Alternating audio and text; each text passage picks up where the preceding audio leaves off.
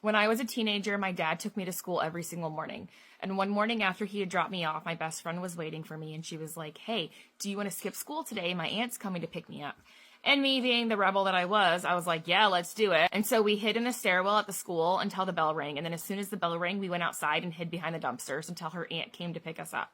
When she picked us up, we had drove around for a little while, stopped at a tattoo shop, and then we ended up going to her house. And her house was super weird because as soon as you walked in, there were deadbolts like up and down the entire door. And I specifically remember that she had an entire bedroom full of chickens. How this makes sense, I don't know, but that's just one thing that I'll never forget. She also had a lot of people at her house, which I didn't think much of. I figured they were probably just having like a day party or something. And me and my friend were wearing school uniforms, so she had gave us clothes to change out of so we were more comfortable. She ended up giving us each a Smirnoff, and that one Smirnoff is literally all it took. I was in and out of consciousness before I even finished the Smirnoff. I would literally fall asleep and wake up in like different places of the house in different positions with different people. First time that I had woke up, my friend was sleeping next to me and I was like, "Hey, we need to wake up. Like something is off right now." I remember one time when I had woke up, me and my friend were bent over a couch in like very inappropriate ways for teenagers. And there were flashes of light constantly, which I knew somebody was taking pictures of us. I had a cell phone at the time, but it was inside my backpack. And when all of this was happening, I had no idea where my backpack was. Waking up again in a bathroom with a man behind me.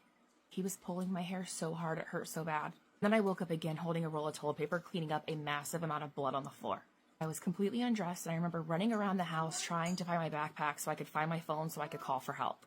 It was like around 1 o'clock when I finally found my phone, and it was only at like 10% battery, but I was able to call my boyfriend, and his dad was a sheriff for the county, and I was able to tell him that there was something seriously wrong in this house, and I didn't know what was going on, but I needed to get out. I ended up hiding my phone and going back into the bathroom and putting on a random t-shirt that I found on the ground, and I was able to open up and crawl out the window. As soon as I got out of the house, I ran down the street and I was looking for anybody at all. And I could see far in the distance there was lights in a field, so I ran straight to that vehicle, and thank God it ended up being a sheriff. And as soon as I got closer, a lady came out of the car, and I started crying and running faster towards her, and she was like, "Are you Tiffany?" And I just cried in her arms, and she was like, "There's an alert out looking for you." She took me down to the station and I told them every single thing that I knew about that house. Shortly after I got to the sheriff's department, I got a text message from that aunt saying, "Where did you go? Why did you leave? You need to be back here right now." And the sheriff's department came up with a lie to give her and then told her that I would meet her the next morning. So that next morning at like 7 a.m., we had a meeting spot to where I would go meet her. She would pick me up and take me back to the house. Except at 7 a.m. that morning when she went to go pick me up, the entire gas station was surrounded by police and she ended up getting arrested. She and her husband were ahead of a very large. She and her husband were both arrested. They spent about 12 to 13 years in prison. When the husband got out, he has a family now. He's married, has kids. When the lady got out of prison, she went back to prison again and again and again and again for the exact same things. But at least for 13 years, I guaranteed saved a lot of women. For that, I will always be super proud of myself. I had to kick out my best friend / bridesmaid out of my bridal party, out of my life permanently, all over $15. I'm going to try to make this as quick as I can. I had my bachelorette in Cabo the first weekend in September. There's 10 girls. It was no pressure whatsoever. I originally only wanted to go with my sisters because I have 5 sisters, but I gave everyone the opportunity to go. So it ended up being 10 girls. There was 2 girls from Texas. That's where I live right now, but my whole family's from San Diego. So the rest of the girls and my sisters all live in San Diego. So these 2 girls that I met in Texas, we'll call them like A and K. So we all went. The first night we went to a nightclub. It was so much fun. You had to get bottle service in order to get into the booth. So I wanted to buy a bottle, so we did that. My sister ended up ordering another bottle. Someone ordered like beers, no big deal. We get the tab the next day, or my sister texts us or whatever in a chat, and she's like, "Hey, the tab was $800, so everyone needs to Venmo me $80 at your earliest convenience." My friends were like bothered by that. My friends A and K, because they're bothered that it was $80 a person because they said they didn't drink a lot. One of them, A, said she only had 4 drinks from the bottle that night, whatever. Just like whatever. And I was like, you know what, like, I'll pay for y'all's portion since I wanted to buy a bottle anyways. People had just already started Venmoing my sister. So it was like me paying for the bottle and her paying for the other bottle. Like, we just like didn't want to deal with all of that. We just figured everyone paid. We'll just pay for like more things during that weekend or whatever. So then A and K, A ended up emailing the nightclub for the itemized receipt because she was like so bothered by this $80. So then she got the itemized receipt back and whatever. They were just like obsessing over that all week. But I ended up telling them, because I was trying to nip this in the bud. Like, I knew, like, no, we're not doing drama this weekend. Like, you're not going to start the weekend off like this. Like, I immediately was like, you guys need to be on your own separate tabs moving forward. I was like, I don't want you to be lumped in with what me and my sisters and my other friends are like buying. And then I said, I can pay for y'all's portions. Like, I told them I'll pay for those portions since I wanted to buy a bottle anyways. But they insisted that they didn't want that to be the solution. So it was like weird. They were like coming up with this problem, but didn't want to take a solution. So then whatever, like we stopped talking about it. And then on night 2, we're getting ready to go to the dinner and then the club. And so then I see them whispering to each other in the mirror as I'm curling my hair. And so I was like, oh, like, hey, I heard A say, we'll just see how we feel after dinner. So I already knew where this was going. So I literally said, oh, are you girls like not coming out to the club after this? So then A was like, well, I have a migraine, so we'll just see how we feel after. So I was like, okay, whatever. So then we go to dinner. A is drinking cocktails, which is interesting because if you have a migraine, I just thought that like it was really serious, but whatever. So then of course after dinner, they're like, yeah, we're gonna go home. So they go to the Airbnb. The rest of the girls go out. Literally night 2 was so much fun. Like, it was the best night ever. Probably because there's no negative energy, but whatever. I didn't sleep. I slept in a different person's room that night in the Airbnb because I just didn't like the weird energy I was getting from those 2 girls. So then the morning of the 3rd morning or whatever, I get a text from A and she's like, hey, can you come to our room so we can have a talk? So I'm literally like shook. Like, I'm like getting sent to the principal's office on my bachelorette. Like, I'm literally like, what is going on? I have no idea what to expect. They sit me down. And they literally tell me I'm the problem, like I'm making them feel cheap, like because I offer to pay for them. And they said that they feel uncomfortable around my sisters and my friends because they feel like I'm making them to be like cheap people because they don't want to pay for the bottle service because they hardly drank, like all this crazy stuff. Like literally I thought I was in the Twilight Zone. I was literally just sitting there like, okay. So then A and K said that the night before they actually looked up flights to go home because they are so like bothered by this. So I literally like chimed in and I was like, I think y'all should leave. Like you're making me feel uncomfortable now. Like, this is my bachelorette and you're making it about you. Like, I literally said, I think y'all should leave. If like, I'm not gonna beg anyone to stay and celebrate me. Like, it seems like y'all have made up your mind. So then they decide, A said, I'm 50-50. She's like, I already paid for this trip. So she's like, I kind of want to stay and use the amenities at the Airbnb while y'all continue with your itinerary. In my head, I'm like, no, that's not how this works. But like, and like, that's just weird. Like, you're gonna be a fly on the wall at my bachelorette. Like, it's so goofy. So I was like, whatever. So then they're like, we need to go to breakfast to discuss. Like, literally, y'all sat me down at my bachelorette and like, I don't know, I'm just so uncomfortable. Like, I don't even know what my punishment is now. They have to go to breakfast and talk about it. So then they come back like the freaking twins from The Shining, and they're literally like happy as can be. They're like, we decided to forget about it. And in my head, I'm like, why couldn't y'all have thought about this 24 hours ago instead of sitting the bride down at her own bachelorette and making this a big deal? But I was like, whatever. So we squash it and we have a great time. And then the end of the trip happens and A says, we actually, now that I have the itemized receipt from the nightclub, since she emailed them and ran all the numbers and stuff, she was like, we were shaking our ass on the boots and we decided that we do want to pitch in for at least one of the bottles from the nightclub. So I'm like, okay, cool. So she's like, we did the math and it's $65 a person. So in my head, I'm like, girl, like, you started all this drama. You guys sat me down. You berated me. You threatened to leave my bachelorette party all over $15. Like, I can't even buy a cheeseburger for $15. Like, this is insanity. So then we get off the flight. A scurries off to the bathroom. She's like, I'll catch y'all later. I don't hear from her for 3 weeks. Like, nothing. We used to talk every single day. She completely ghosted me. She only texted me to reach out and ask if I changed my Amazon password because she's on my account. So I sent her a message and I just said, this isn't for me. You're not a girl's girl. You can't celebrate my wins. Like, your behavior, like threatening to leave the bachelorette. I was like, this is just too much for me. Like, you're supposed to celebrate the most exciting time of my life, like not be the worst person I've ever met during that time. So I literally just said like, I'm done. Thank you. Whatever. Goodbye. I thought nothing of it. I blocked her immediately after that. So I don't know. So then everyone actually, friends, family, were messaging me a link to Reddit.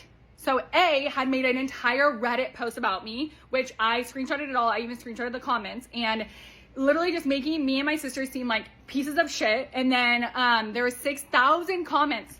And because her whole thing was, am I the asshole here? And there were 6,000 comments of everyone being like, yes, you are the asshole. Like, you ruined your friendship over $15. Like, you are the asshole. So I'm just making this post to be like, getting my story out because clearly she's fine dragging my name. She already deleted the Reddit.